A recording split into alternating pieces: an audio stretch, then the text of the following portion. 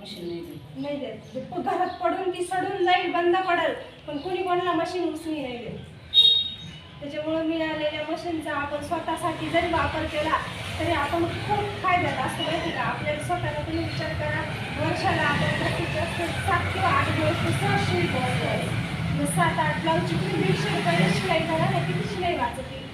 आणि मशीन तुम्हाला ही संस्था आता किती 3000 रुपयातच मशीन देते. आणि ह्या मशीनची किंमत, मार्केटची किंमत आता पिको फॉलची 9000 रुपये आणि साधी आपली शिलाई मशीनची 8500 रुपये. त्याच्यापेक्षा कमी 1 रुपयात जरी मला भेटली तरी तुम्ही मला आणून द्या. पण आता दुकानामध्ये या मशीनची किंमत 8500 रुपये, पिकोची 9 आहे आणि शिलाईची 9000. बाकीची संस्था आपल्याला तुम्ही 3000 रुपये भरून वरचे पैसे सर्व संस्था ॲड करून महिलांना सक्षम करण्यासाठी, स्वतःच्या पायावर उभं राहण्यासाठी, काहीतरी काम करण्यासाठी ही योजना, नारी मिशन योजना अशी राबवती ही संस्था. आणि एवढे वरचे पैसे 4 आणि 5000 आता तुम्ही ठरवणार आहे का? नाही, आता मी आत्ताच्या आत्ता 8500 रुपये घेते आणि लगेच मशीन जाऊन घेऊन येते. नाही घेऊ शकत. 8500 रुपये खर्च करायला आपण लगेच तयार नसतो. पण 3000 रुपये जर खर्च केले आणि संस्था आपल्याला वरच्या पैशाची जर मदत करू राहिली तर मग आपण पण मशीन घ्यायला तयार असतो.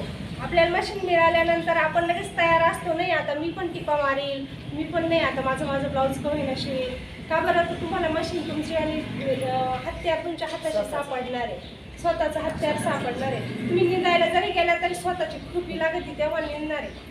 प्रत्येक ठिकाणी समजा गवत काढायला गेले तर प्रत्येक ठिकाणचा माणूस तुम्हाला देत नाही, स्वतःचंच हत्यार लागत आहे. त्याच्यामुळे मशीन ही कधीच वाया नाही जाणार. आत्ता माझं दुकान आहे सिन्नरला, एक टीप साधी एवढी टीप मारली ना तर मी 10 रुपये घेते. आता तुमच्या इथं देत असतील कोणी, कारण खेड्यामध्ये चालतं. खेड्यामध्ये ना कोणी कोणासाठी मदत करतं, तसं शहरात कोणी कोणासाठी मदत नाही करेल. शहरात प्रत्येक कष्टाचे, प्रत्येक कामाचे पैसे घेतले जातात. त्याच्यामुळं कपडे कोणाचे फाटते नाही, प्रत्येकाच्या घरात कपडे फाटतच ना. कपडे आपले कपडे फाटणारच. तुम्ही निदान नाही काय तर आपल्या कपड्याला टिप तर मारू शकतो ना.